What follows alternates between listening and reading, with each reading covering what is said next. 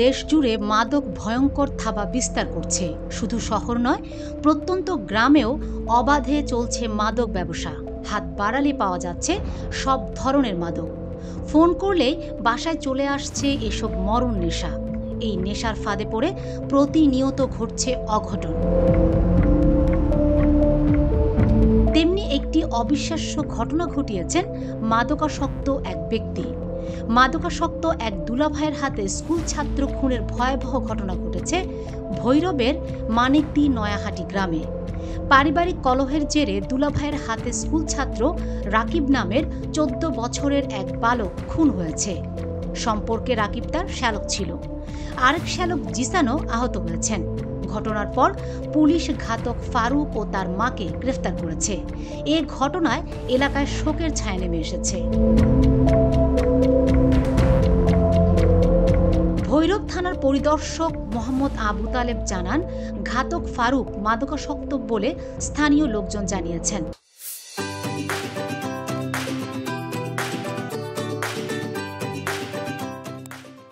তবে মাদকাসক্ত না হলে এই ধরনের ঘটনা ঘটানো সম্ভব নয় বলেও তিনি জানান। তবে হত্যাকাণ্ডের ঘটনায় মামলা প্রক্রিয়াধীন। ওরা পরিবারের লোকজন বলে, আশেপাশের লোকজন বলে, আমরা তো দেখি নাই। ওরা হলো আমরা তো তার মাদক অ্যারেস্ট করিনি। তো যেভাবে ঘটনা ঘটাইছে অস্বাভাবিক কিছু। একটা সুস্থ মানুষকে এরকম ঘটনা ঘটাতে পারে। আচ্ছা, মামলা রেকর্ড হয়েছে? নিহতদের পরিবার, এলাকাবাসী ও পুলিশ ছাড়ায় শুক্রবার দুপুরে ঘাতক ফারুক মিয়া তার পুত্রকে মারধর করে। এ সময় তার স্ত্রী নাবিলা পুত্রকে বাঁচাতে এগিয়ে এলে তাকেও মারধর করে ঘর থেকে তাড়িয়ে দেয় স্বামী ফারুক মিয়া। তারপর তাকে আর খুঁজে পাওয়া যায়নি। ঘটনা জানার পর নাবিলার 2 ভাই নিহত রাকিব ও আহত জিসান বোনকে মারধরের কারণ জানতে পাশে অবস্থিত দুলাভাইয়ের কাছে গেলে শ্যালক দুলাভাইয়ের মধ্যে কথা কাটাকাটির এক পর্যায়ে দুলাভাই শাবল দিয়ে রাকিবের মাথায় আঘাত করে এবং একই সময় জিসানকে ধারালো সুইচ গিয়ার দিয়ে এলো পাথারি আঘাত করে। এ সময় তাদের ডাক চিৎকারে বাড়ির লোকজন এসে আহত অবস্থায় 2 জনকে বাজিতপুর জহুরুল ইসলাম মেডিকেল কলেজ হাসপাতালে নিয়ে গেলে উন্নত চিকিৎসার জন্য রাকিবকে ঢাকা মেডিকেল কলেজ হাসপাতালে পাঠায়। 10 মে ভোরে চিকিৎসাধীন অবস্থায় রাকিব মারা যায়। তাছাড়া জিসানও সংকটাবস্থায় রয়েছে।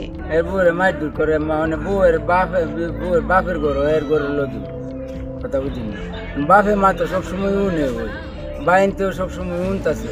এর মতো অবস্থা তো চলছে অনেক দিন চলছে। মানে এই গতকাল দুপুরের সময় ছেলেরেও মারছে। ছেলেরে মারতে গিয়েছে রাতে বউয়ে ধরছে। বউয়ে ধরার পরে বউয়েরও মারছে। মাইরে ছেড়ে বাইতে বাইর করে দিছে। এরপরে রাত্রে আবার শালা বাড়িতে আইছে। শালা বাড়িতে আবার পরে শালা কইতেছে যে আমার বোন কই। তখন এর গিয়া জিগাইতেছে, তুই আমার বোনের মাইরা খেদাই দিলে। ইতান লই এসে একটা মুহির ভিতরে এর সাথে আগে থেকে ওই অস্ত্র, এই চাকু আর হইল সাফল।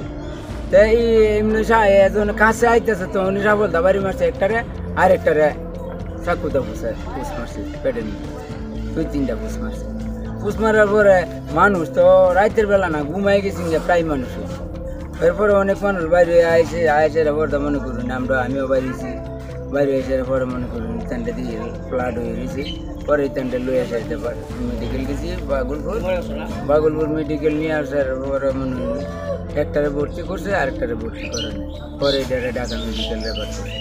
ছেলে প্রত্যেকদিন নেশা করে আইসা আমার বোনরে, আমার স্বাস্থ্য বোন ওরে প্রত্যেকদিন মারধর করে। তারপরে মনে করেন আমার বোনও অনেক ওইজন লুকায় গেছে, পাই না। আমার বোনে নিখোঁজ 2 দিন ধরে। আর আমার স্বাস্থ্য বাইরে একবারে মাইরা লাগছে। আরেকজন হসপিটালে ভর্তি, অবস্থা খুব খারাপ। আর হ্যাঁ মারা গেছে। আমার কিচ্ছু পাইতেছি না। আপনার কাছে আমার একটাই দাবি, সরকারের কাছে আমরা হ্যাঁ বিচার চাই, হ্যাঁ ফাঁসি চাই। তারপরে 2 ভাই রাত্রে আসে রাখি আছে আমার বোন কই।